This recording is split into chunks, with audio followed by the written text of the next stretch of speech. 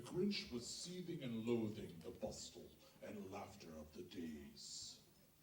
From his dreary cave lair, he could clearly see Victoryville over there, and their joyous fun, seniors' feast nights, and constant singing was making the Grinch pull out his barely there hair. He called for his dog Spunky, when he suddenly thought of an awful plan. And he giggled as he told her, as though the dog could understand. We're going to go down there and use misdirection. We're going to distract those church-going who's and make them lose their affection.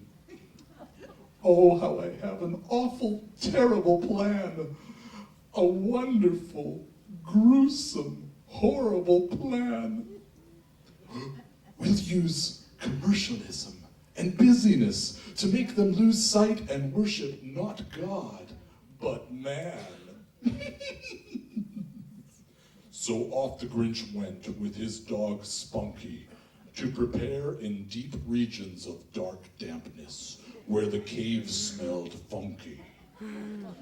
Meanwhile, down in Victoryville, the Who's gathered without knowing a thing, as it was time to get together and worship the King. Their Christmas Eve service was always robust and full of flavor, as the focus was to simply honor the Savior. As the narrator at this juncture, I wish to speculate and tell that if the Grinch, in his extraordinary timing, shows up at the Victoryville Who's Christmas Eve service, for him, it will not go so well. Stay tuned and don't break the mood, as it is now time for you season's special guests to be served your scrumptious food. You're a mean one, Mr. Grinch.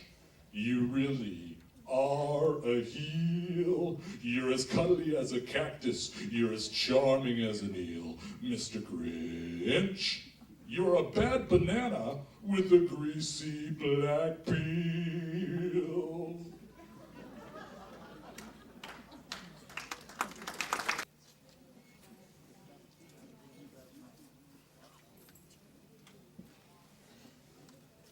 Down in Victoryville, the Who's Christmas service was in full swing, and they all stood and held hands to sing a song that was a tradition to sing.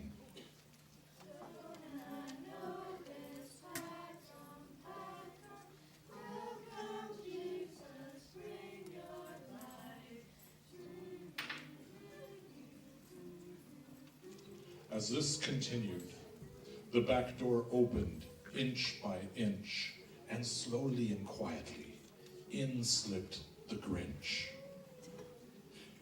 And as the song ended, Pastor Murphy rose to be heard, and he stood behind the pulpit to share the holy word. It's not about trinkets, bamboozles, or floods.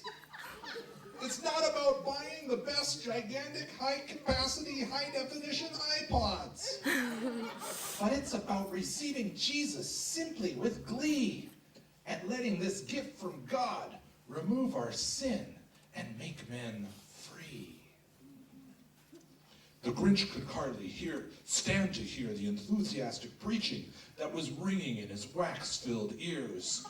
So he stayed in the shadows, mulling over his scheme of how he might revise the meaning of Christmas to a more man-focused theme.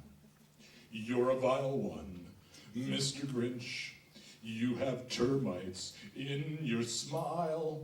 You have all the tender sweetness of a seasick crocodile, Mr. Grinch.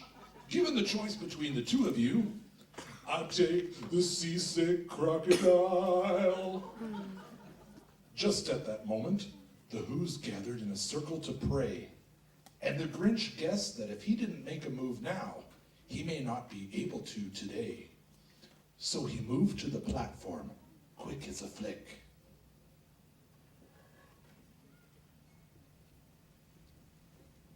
And he removed